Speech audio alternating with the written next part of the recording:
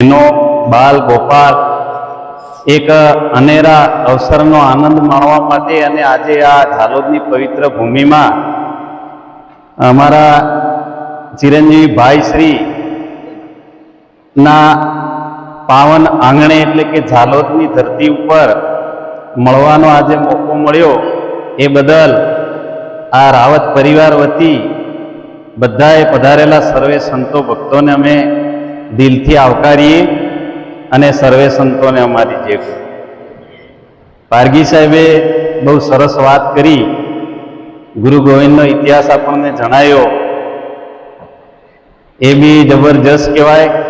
એક આપણને સાંભળવાનો મોકો મળ્યો. તો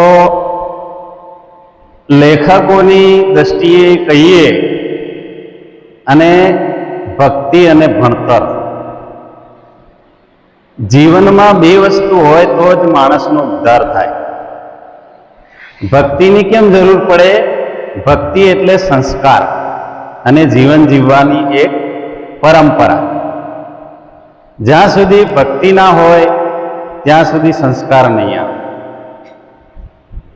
અને ભક્તિની સાથે સાથે પવિત્રતા અને એની સાથે શિક્ષણ, આ વસ્તુનો સમન્વય મળે તો સમાજનો ઉદ્ધાર થાય. તો ગુરુ ગોવિંદ મહારાજ જ્યારે આપણી કુળમાં આવ્યા એ પહેલા આગમયુગ સત્યા, જેને આપણે કહીએ મહાત્મા ગાંધીજી, વિલાયતની અંદર ભણવા ગયા, બેરિસ્ટર થઈને ભારત આવે છે ત્યારે એમને ભારતમાં ખબર પડી કે મારા ભારતીયો ઘણી બધી ખરાબ પોઝિશનમાં પીડાઈ રહ્યા છે, એટલે ગોવિંદ બાપાને એ મળે છે એવું કહેવાય છે ઇતિહાસમાં. હવે પારગી સાહેબને વધારે ખબર હશે. આવા મહાન સંતો મળે છે, ભણેલા ગણેલા મળે છે. જ્યારે એ વખતે ગુરુ ગોવિંદ મહારાજનું આ એરિયાની અંદર, આ વિસ્તારમાં ગોવિંદ બાપાનું બોલબાલા હતી અને મળ્યા, સમસભા મળી માનગઢ ઉપર.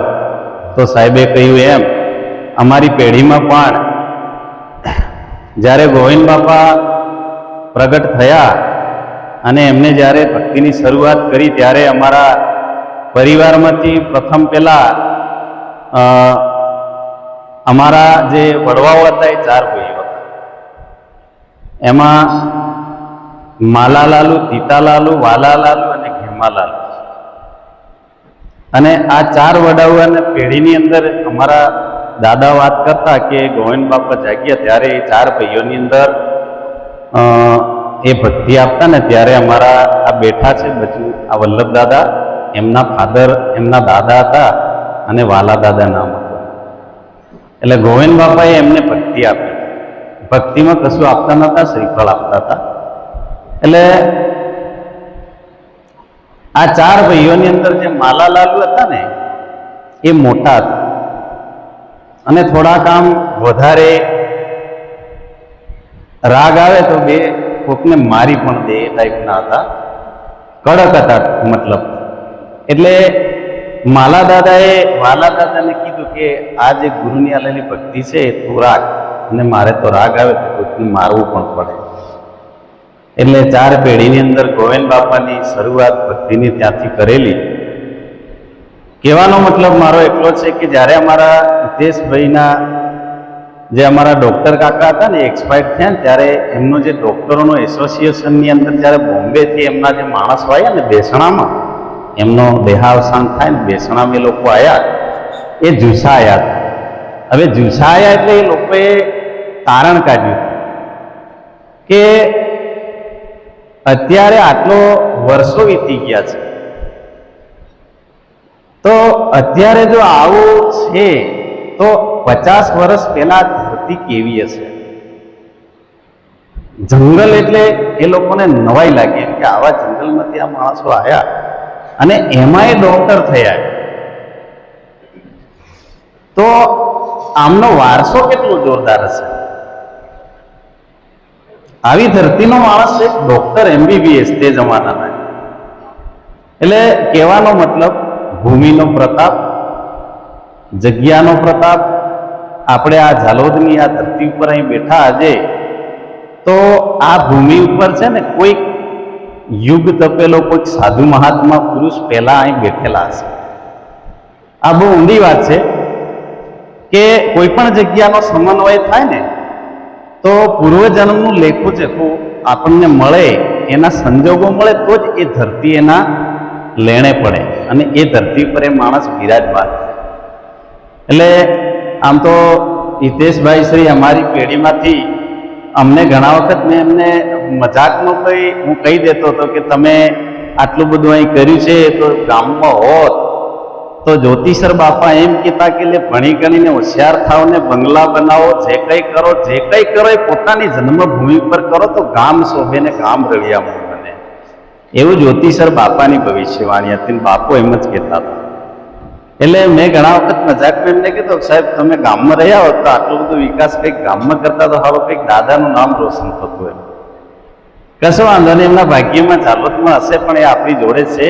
જુસાનું વતન એટલે કયા મૂળાને કઈ ડેટને ધાવ્યા એટલે મૂળું તો જુસામાં જ છે. ભલે એમને કર્મ અહીંયા બનાવ્યું છે, કર્મભૂમિ સારું કહેવાય, કેમ કે આજુબાજુથી કંઈક સારો એવો કંઈક આપણને સંગઠન મળવાનું હશે, આપણી ઓળખાણ જુગે જુગ સુધી ઓળખાણ રહેવાની હશે.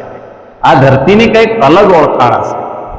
આપણે નથી કહેતા કે અમને સાહેબે બી કહી દીધું હતું કે ગોવિંદ બાપા અહીંથી જન્મ લીધો, ક્યાંથી જન્મ્યા, વાંસિયામાં જન્મ્યા, ઝાલોદમાં આવીને વસ્યા, પછી કંબોઈ ધામ આવીને છેલ્લે રહ્યા.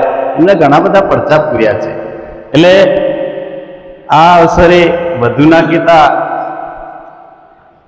સંસ્કારોની અંદર આપણે વાત કરીએ ને તો આજના સમયની અંદર આગળના મહાપુરુષો તો ઘણું બધું કરીને ગયા અને આપણા જ્યોતિષર બાપા ગોવિંદ બાપાએ એક જ વાત કીધી હતી કે સમાજને તમે કેવી રીતે આગળ લાવશો. તો સમાજને આગળ લાવવા માટે શું કરવું પડે? ભક્તિ કરવી પડે. ભક્તિની સાથે સંસ્કારો, સંસ્કારોની સાથે શિક્ષણ મેળવવું પડે. શિક્ષણ મેળવી અને ભણી ગણીને હોશિયાર થઈએ એટલે આપણે કેવું 5 માણસોનો સુધારો કરવો પડે. એક ભણેલો 5ને ભણાવે એવો એક નિયમ હતો પહેલા.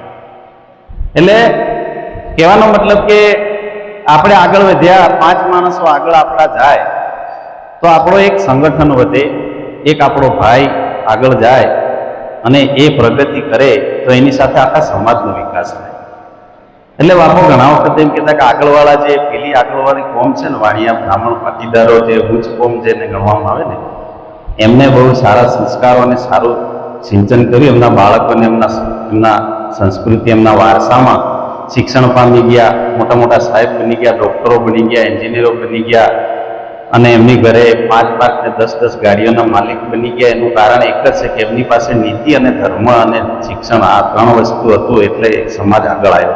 આપણે તો કેવું કે રાવત સાહેબ મોટા થઈ ગયા, આપણો સમાજ શું વિચારે? આપણે જાહેરમાં આમ નથી કહેતા પણ આપણા સમાજની એક ખરાબ પોઝિશન, એક બિલકુલ નબળું પાસું છે કે જે માણસ આપણો આગળ જાય એ માણસને સારું થયું, એ માણસ આગળ ગયો ને એનો આપણને બહુ આપણી છાતી ગજગજ ભૂલવી જોઈએ. એનું કારણ છે કે આપણો માણસ આગળ હશે તો કંઈક તો કરશે એમ સમાજમાં. આપણે આ ભાઈ પાસે આટલી બધી સગવડ હતી એટલે આપણે આવા વરસાદમાં પણ આપણે આ જગ્યા ઉપર બેઠા. કેમ બેઠા? કે એમના પ્રતાપે બેઠા નહીં. આપણા ભાઈ છે, આપણો ભાઈ છે, આપણો માણસ છે, આપણા સમાજનો આપણો કોઈક સારો એવો માણસ કંઈક સારું કરે ને તેની સાથ આપવો પડે. પણ આપણી એક ખૂબી એટલી ખરાબ છે આપણા સમાજમાં, થોડીક હજી સુધી ભણ્યા ગણ્યા હોશિયાર થયા, ભક્તિ કરતા થયા, ભણતરીવાળા થઈ ગયા, બધું થઈ ગયું, પણ ઈર્ષા વૃત્તિ વધી ગઈ આપણા. ઈર્ષા જ્યાં સુધી ના જાય ત્યાં સુધી સમાજની કોઈ પ્રગતિ ના થાય. ઈર્ષા અને અદેખાઈ કાઢી નાખવી પડે. ભક્તિ એ વસ્તુ બધું આની અંદર આવી જાય, શિક્ષણમાં પણ એ જ આવી જાય છે. એટલે બાપા ઘણા વખત એમ કહેતા કે તમે એકડો કરીને રહેજો, સમાજમાં એકતા રાખજો. અને ખાસ વસ્તુ આ જ્યોતિષર બાપાની મુખ વાણી કહેલી છે, હાજરા હજુર અમે સાંભળેલી વસ્તુ છે કે જ્યારે જ્યારે ખૂબ નિંદા થઈ જશે ને આ જગતમાં, નિંદા એટલી બધી થઈ જશે ને, નકરી નિંદા નિંદા ને નિંદા, નિંદાથી કુટુંબ તૂટી જશે, નિંદાથી ભાઈઓનો સંપ તૂટી જશે, નિંદાથી ગામનો સંપ તૂટી જશે, નિંદાથી બીજા ગામોનો એમ કરતાં કરતાં દેશ ને દુનિયામાં નિંદા ખૂબ થઈ જશે. ત્યારે આ પ્રેમ ને ભાવ જેવી વસ્તુ ટકશે નહીં. એટલે જ્યાં પ્રેમ ભાવ ના હોય ત્યાં કશું પણ વસ્તુ રહેવાને લાયક નથી રહેતી. એટલે આપણા સમાજમાં આપણે કંઈક આવા માણસોનો સપોર્ટ લઈએ. આપણે રાવત સાહેબની પાસે આપણે શું અપેક્ષા રાખીએ કે આપણને શાંતિથી આપણને બેસાડે. આપણી ઓળખાણ છે એ ગાંધીનગરની અંદર આજે જોઈન્ટ ડાયરેક્ટરને હોદ્દા પર એ છે, તો ગમે આપણે એવું કંઈક કામ પડે ને એમ કંઈક સાહેબ અમારું આટલું ગાંધીનગરનું કામ છે તમે કરજો. આપણો ભાવ હશે, આપણો પ્રેમ હશે, આપણી ઓળખાણ હશે એમની જોડે, સારા સંબંધો હશે તો આપણું કામ થવાનું જ છે. એટલે કામ કરાવવાની પણ એક કળા હોય. મુલાકાત કરીએ, મળીએ, ભેગા બેસીએ એટલે ઓટોમેટિક આ બધું આપણું જે કંઈ આ કામ છે એ કામ થાય. મતલબ એટલે કહેવાનો મતલબ કે સમાજની અંદર આપણા સમાજની સંપને એકતાની જરૂર છે. આપણા સમાજમાં નિંદા વધારે છે. જગત નિંદક, જગતમાં જ્યારે ખૂબ નિંદા વધી ગઈ ત્યારે એમાં કંઈક ને કંઈક પરિવર્તન આવ્યા છે. એટલે આ અવસરે આપણને બેસાડ્યા. અને બીજું કે આપણે એક કહેવાનું રહી ગયું, જ્યારે આરતી કરી ત્યારે ભાઈ શ્રી ચિરંજીવી યુવરાજ કુમારે બધાને વસ્ત્રદાન કર્યું છે, તો આપણે એમને આશીર્વાદ આપવાના હતા. એ કાર્યક્રમ આપણે રહી ગયો, પણ એમને આજના શુભ પ્રસંગે, આજે સ્વતંત્ર દિવસ છે, આઝાદીનો પર્વ છે, આખા દેશમાં ઉજવ્યો.